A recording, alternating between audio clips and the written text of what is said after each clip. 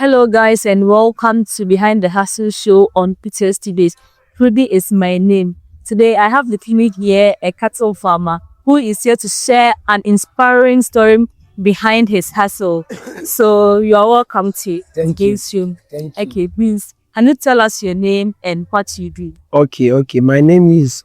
Mohammed Musa Kalam, and many people used to call me Kalam. I'm a farmer, animal farmer, cattle dealer. Today I'm here to tell you some small story about my business. So I used to do my work at Mayanka Kumasi Abattoir, Okay. and it's also here more behind our clinic. And I've done it for almost, let me say, 15 years back. 15 years back. Hey, wow, any actual? Check. By now, they saw ye Odogu. Odogu. Odogu. Yeah, he thank God because Sai Jumana abuame a lot because in animal farming, through animal farming, I done politician and the rest. And animal farming, so Jumebia. So oh yeah, we are starting it from the root. Kakra. Ena kakra na we no at times me time a me sha asem na me wa under obi. Okay. Obi na me no wa under ono no e frɛ no we hene. No wa shentere make us a filer for maybe that filer no Ntiasi. me nim se obeti asia. Aha nti filer no ye hene the wa shentere enu na me boss nti me sha asia wana se. Me shall see one so utika crack beke 2 to 3 years ne mo so ma dane own boss. Into no before I said Baba starting and I saw question answer me. Now parents say you're okay with that because Omega saying a young boy there. Then she some near the found home baby that's say. Oh, parents no let me parents there omo okay about that because let me papa. We sorry yet to me papa was side man. Okay. It's now papa like he was already into the business. Yeah, into the business because when my father is back from abroad, me papa no a burger. Into fear be trade by him or settle down with this work. Business. Okay. Into now yes side man. Into then time we go school bar and I come current bar. Now I smile munko fa banch hole munko esi into through that no me issue. Into time na me we school na sa serikina me kan na asem tire o henele e na ofan na opema asem nti na obi no come my can tell me many my we school. Nti we school let me delete that time no my parents they don't have problem with that Because now you were that. I'm done with the school so let me delete crack sa nti before say menya best 2 to 3 years I've already told you before say menya 2 to 3 years na ma whole ejumani not then in ewofi misuabi ena sese suma sanso akwa abontinti Sakosia mo waka. ma sanso afosua mo nti efie die no asanso abekan nti amama nya nimdie o ejumani Into no time now until who feel you know ocean asenase. One kasa omauni training be say start to business and also one kasa na okoto be like you pay scam okoto be an asede. there be na me one in chen me team wo free me na ntwe adwuma ye wo ade bi a ye ka ne unya sa wo kakra wo nsema one kasa you can build yourself through your master nti tam na me hu ye no na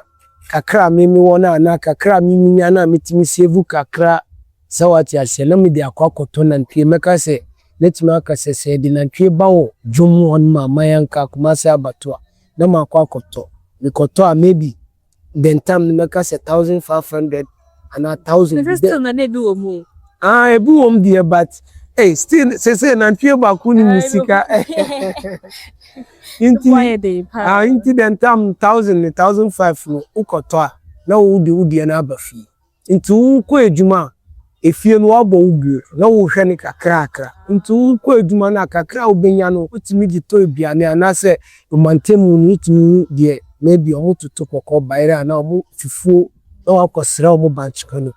nti that bantu no na no the support mo no mu dia sa what ya say no mo ye yi omo yi ya den time no wo no nantwie no ne bo na auto ye no ebekoso nti ekoso no e ho na wo benya o profit nti na tisa o mo hu ni say eduane na wo ni eduane kwa emo tisa na wonya banchi ne wo de nya na ba de say bia emwa na yare ya okay say na o si show mo veterinary okay through that ejuma na ya sua no ye yesuso na tam na ye di master stage no sa wonya ne aboa usura because any doctors for na ye sa ejuma no ye wonro motivate any na say for mixing e wo ho nti through that no e wo mayan kananka say wo abato a ye doctors o mu kire nti yare bitimi ba nye yare bi a e dey say fa no ba abato nti duro wo even pania bibia wo you are trained pania wo you are trained under that company no abata nti pania no na asefo no hu say wo ankasa say wo aboa ne ho a so yare a wo ankasa wo say oh yare we hano send there maybe akola sha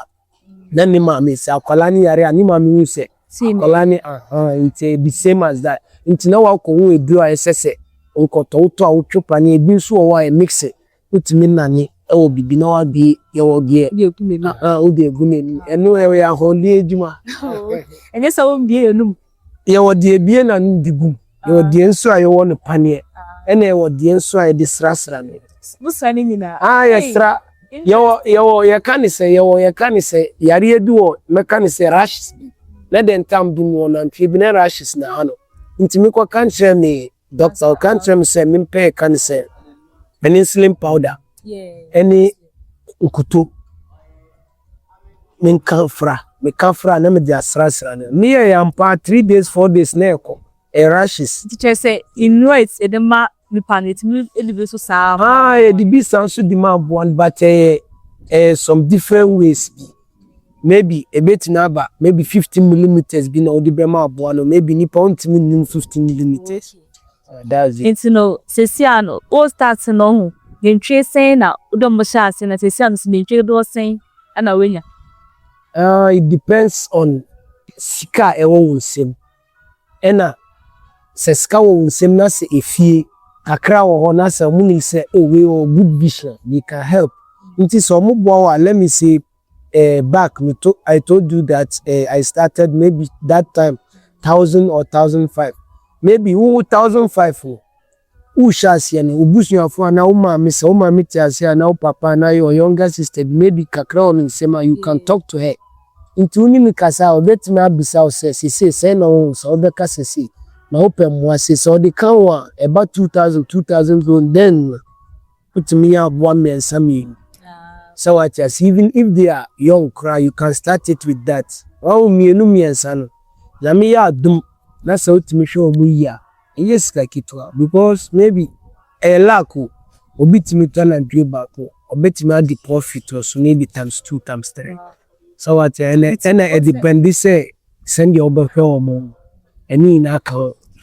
tene awokasi otimi to be to say oton ba kwa timi ya 2 times the profit sisi ano nikido do say kasa na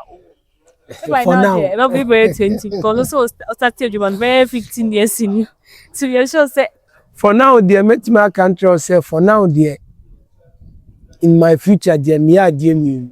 nti ama na ntwe asem no meka ne say ene ejuma na me na 50-50 so what I say sisi amemito let them me ejuma no kura meka say for maybe 2 years back let me go school ejuma after that no so me be worry nti me be worry ye no so me politics me so what I say na then in my community me standing as maybe unit committee me serve unit committee nti through my unit committee me of Olukuro municipal assembly they elected me as zonal council member nti na den time na me zonal council member na me ye na ntwejuma ni sanso serve na me sanso serve me community wow nti ababe ti say ejuma me ye politics me sanso ye animal farming nti maybe said then no mitimi hwe na ntwe maybe metimi aka say with mission and three you maybe na 376 say me nya sound time no share 67 adise me nya akola no nso bi but akola no nso me pese won ko school kwa oba ejuma enti say me di metuma akase oba se 4 5 bi na ye hwom enti kakra sa enti o start say ejuma je na di wo ma opa challenges are you face challenges na me face in the time no me face challenges a lot wow say yeah na trade man no different types ebi mu wo a omo ye basabasa nti basabasa na omo ye wo ejuma mu ema yeah ejuma na ye nye basabasa no omo dey sa problems no the mind ena problems a some so face ye nkrofo ankasa etimi kasa kire bi mu say na ntwie no so unim say unti hwe omo membi omo ma omo pie wo because obi ko dua na adia so wanya aduane amma wo unantwe amma le ndi na say wo mani pie abontin ko sai obi adia se nipa na hu nkra nyame ahu e wo da work ne de empenifo mo careful pa because ejuma bia empenifo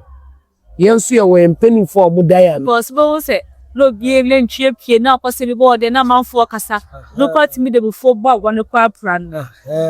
enu de omo onokre ena ye empenifo no de omo to yafu de bia e wo sade no unim se wonya aduane ma aboa me nkoto aboa se wo de ni ba fie ahwe na apem traso bi oso because se one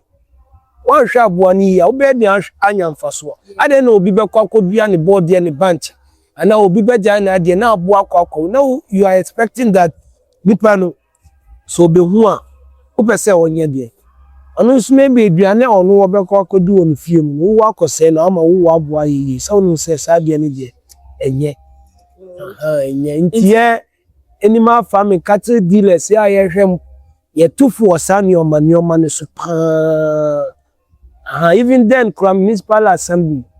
so musa abo bi aba street na no amuchi no na nantwie no akwa nantwie wura no akwa boka wo office nti enu na better minim se omo ye sadie na because then no mo ye enu no be better so unim se wasu na ware a se unya obibia pra se no de se ne pais nti na tese nti no omwa no ebie wuda ama ora ho ana se bia wuda o start here no as for business there say ura there if you are ready to do business loss or gain or nti so this expectation go 2-3 more you can do it mama because me ma aboa wuda waka baby da me ka se be se me sha se my since my father say me I told you back since my father was doing it nti no dia unim se e ka beba but before say e ka beba no wo adu mfaso dadado nti se wo di mfaso na se wo fantu adu mu se dia one day lost we beba that is it it's no eduma we competition go man na say fa so edu so o ton wa bo na o de koso ko ton a competition no say bia we ba opese atone bi competition baby a competition na free me say time na wo hwe wa bo na hwehwe esese wo hwe ni so utimi hwe wa bo ni ya na se wa bo no wo send the amount for pay wo ni say head competition obi want me hwe ni die yi wo ahwe obi yi na se wa ba be wo se abo no oso wa edia wo ni say obi apede na mo ni nti e wona competition no attempts we keep dance e wona nti no e di show ni ba me ba ewie ti before say be eldishe make advice actually like viewers one map so go into cattle farming but they know who style I'll be start any other into no be my advice be na encourage you about tea say the ya be to ever start you do my way okay advice and normal mo say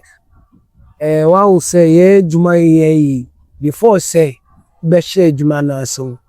as I say we ko join the onu juma ni we ko join the onu juma ni mu a be wa train kakra before say obehye ase ana say wo obi a say wo ntimi wi a maybe join ni na oni ni ye say profit ba na mo che ana say wo pese unye na undanu wo ejuma pedia unim say wa che wo na won trainu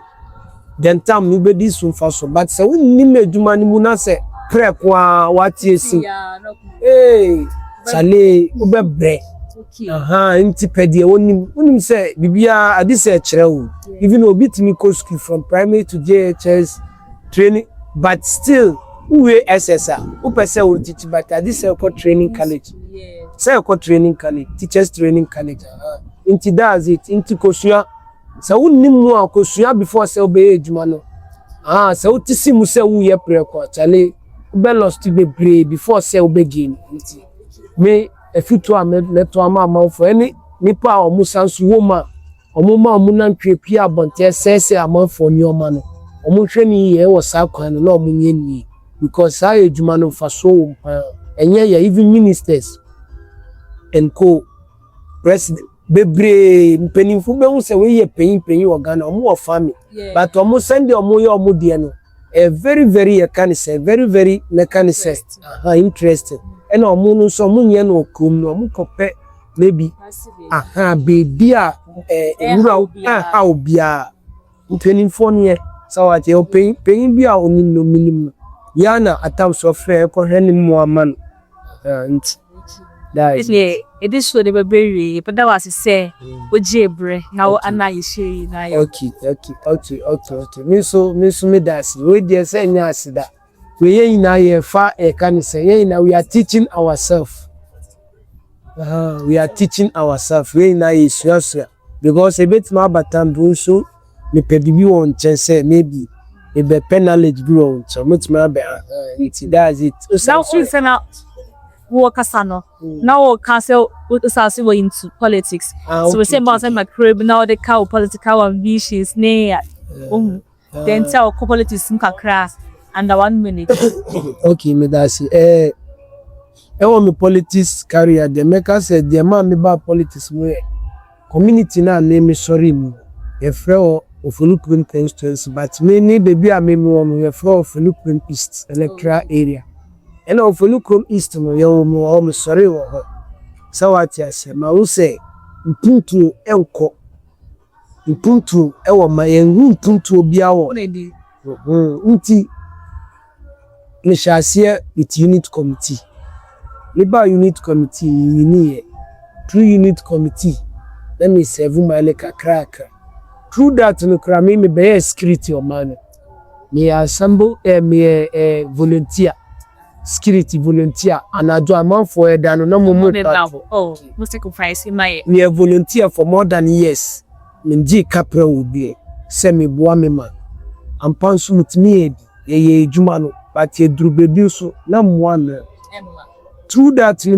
committee na ye elect him as zonal council member because service zonal council crack the following year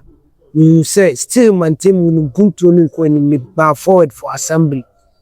the ba assembly member is 6 me na me ba second me na me toss me e be some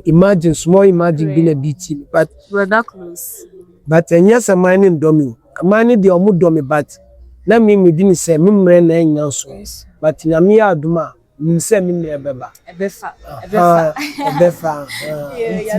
and still we are working on it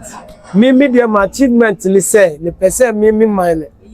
ye emfa ni tumampa enfra and nyame su ya aduma be we are working on it. Welcome is from pasture you call it from support why it's in a military one of ma mon den ho say bo betwa menu say betama mon pato ma no because so den my hope mpuntu it's in and there was a say muji bre na muri show yi ama muri fi say bo subscribe na ma like na ma share thank you so person oba show no so I dey number be up to screen so inside ya free na free so I be just see you when I see you bye.